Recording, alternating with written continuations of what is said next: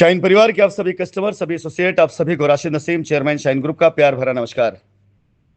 साथियों, शाइन परिवार अपने वादे के अनुसार अपना वादा पूरा करने के लिए आ गई है।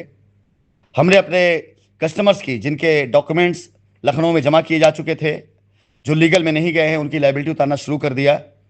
और हमें मतलब भी उन्हीं कस्टमर से है जिन्होंने हमारी कही गई बातों को माना है और हमारी दी गई दिशा निर्देशों में उन्होंने अच्छा सा पालन किया है।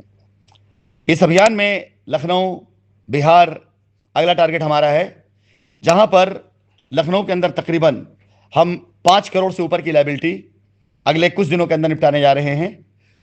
और इसी तरह से बिहार, पटना में पूरे बिहार राज्य के लिए तकरीबन 10 करोड़ से ऊपर के आसपास हम लायबिलिटी निपटाने जा रहे हैं। हम ये मान के चल सकते हैं कि आगामी 10 तारीख तक कुल मिला जुला करके 20 करोड़ से ऊपर की लायबिलिटी हम अपने शाइन परिवार का उन कस्टमर खत्म कर चुके होंगे जिनके एसोसिएट लॉयल्टी के साथ आज कंपनी के साथ लगे हुए हैं, और जो कस्टमर कंपनी की दी गई गाइडलाइंस को पूरा फॉलो करते हुए कंपनी में जिन्होंने अपना आस्था, अपना विश्वास बना कर रखा है। यहां दो तरह कस्टमर हैं जो लीगल नहीं गए। एक वो जिन्हें विश्वास रहा है कि हां कंपनी उनके साथ गलत नहीं करेगी, और एक वो जिनके पास कोई रास्ता ही नहीं बचा और लीगल में इस कारण नहीं गए कि चलो पैसा डूब गया तो कोई बात नहीं, कौन जाए लीगल में अपना सर खपाने के लिए।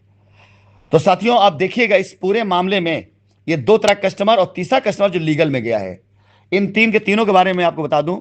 जिन कस्टमर की आस्था, विश्वास कंपनी के ऊपर पहले दिन से वही रही है जो आज तक है, वो सबसे लायबिलिटी फ्री हो रहे हैं। जो कस्टमर इंतजार कर रहे थे, लीगल नहीं गए, बारी उनकी भी आएगी। बस उनसे निवेदन करूंगा कि इस बीच भटकिएगा मत, अपने किसी स्टेटमेंट से, अपनी किसी बातों से ऐसी कोई बात मत कहिएगा कि आप चिन्हित हो जाएं, पहचान में आ जाएं, क्योंकि ये लायबिलिटी मैं व्यक्तिगत तौर से अपने पास से पूरी कर रहा हूं। शाइन सिटी के दिए गए पैसों से या आपके द्वारा दिए गए पैसे शाइन सिटी में, उससे ये लायबिलिटी दूर नहीं हो रही है। इसलिए इसमें किसी प्रकार की कोई भी ऐसी बातचीत ना पसंद की जाएगी, ना बर्दाश्त की जाएगी जो कंपनी की गरिमा या मेरी गरिमा या कंपनी में काम करने की गरिमाओं से खिलवाड़ करे। इस बात का आप ध्यान रखिएगा कि अगर आपको अपनी लायबिलिटी उतारना है और मैं लायबिलिटी उतार रहा हूं, तो हमारा मकसद कंपनी के माहौल को सुधारना है, ना कि कर्जा उतारना। और माहौल को सुधारने में जितने लोग प्रयासरत होंगे उनके लिए मैं कुछ भी कर दूंगा, और माहौल को बिगाड़ने में यदि कोई होगा उसके लिए मेरे पास कोई रास्ता नहीं है। उसे जहां जाना है वहां जा सकता है। अब आती बारी एफआईआर वालों के लिए। बहुत खुला संदेश है एफआईआर और रिट में गए लोगों के लिए। आपके एफआईआर वापस लेने से, रिटों से एग्जिट करने से मेरा कोई फायदा नहीं होने वाला है। मेरा मतलब कंपनी कोई फायदा नहीं होने वाला है। आपके एफआईआरों में जितना होना था सब हो चुका है। गिरफ्तारियां हो चुकी हैं, जमानतें हो चुकी हैं, लोग बाहर आ चुके हैं। जो बचे हुए हैं वो भी जमानत कर बाहर आ जाएंगे।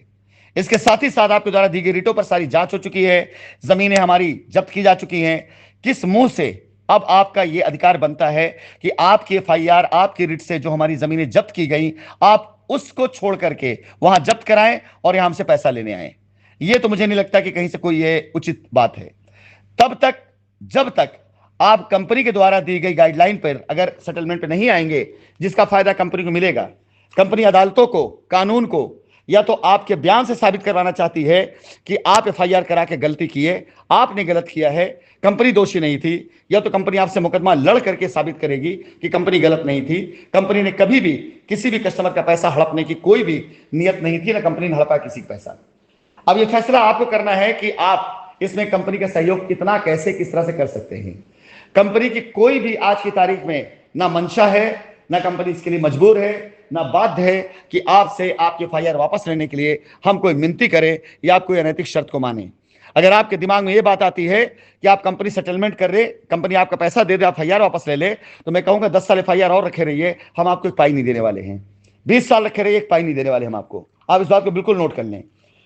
हाँ, 5 तारीख के अंदर अंदर कंपनी द्वारा दिए गए दिशा निर्देशों पर जो लोग गेट नंबर 8 पर जा करके कंपनी द्वारा दी गई जो फॉर्मेट है उस पर अगर एफआईआर वापस लेते हैं, तो 2 माह के अंदर अंदर आपकी लायबिलिटी खत्म करने की जिम्मेदारी हमारी होगी। नहीं तो उसके बाद 10-20 साल तक, जितना साल लग जाए, मैं इसकी कोई गारंटी नहीं लूं, लेकिन मैं मुकदमा लड़ूंगा। जब तक मैं जीवित हूं या जब तक मुकदमा चल रहा है, यह मुकदमा चलता रहेगा। इस मुकदमे में मैं रुकावट नहीं आने दूंगा।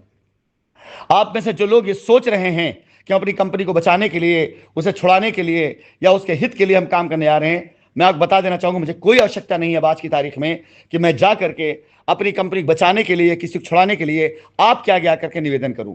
मेरा काम, मेरा कर्तव्य और मेरी जिम्मेदारियां मैं अच्छे से जानता हूं, उन्हें निभाना मैं अच्छे से जानता हूं। मैं अपनी कंपनी को ईमानदारी से बचा के लाऊंगा। हर एक व्यक्ति को जो जेल में है उसे छुड़वा के लाऊंगा। कंपनी के ऊपर जो लगे दाग हैं उसे साफ करके रहूंगा। गुनहगारों को जेल भेज के रहूंगा। इसके लिए मुझे किसी की ना तो सहयोग की आवश्यकता है और ना मैं कभी इसका मोहताज रहा हूं किसी का। तो एफआईआर रिटों में गए हुए लोग कान खोल कर इस बात को सुन लें कि वो अगर 5 तारीख के अंदर अंदर अपनी रिटें अपनी एफआईआर वापस लेने का प्रयास नहीं करेंगे तो 5 तारीख के बाद ये दरवाजा हमेशा के लिए बंद हो जाएगा। कोई गुंजाइश नहीं बचती है कि आपसे कोई सेटलमेंट किया जा सके। लड़िए मुकदमा, हमसे हम मुकदमा ही लड़ेंगे आपसे।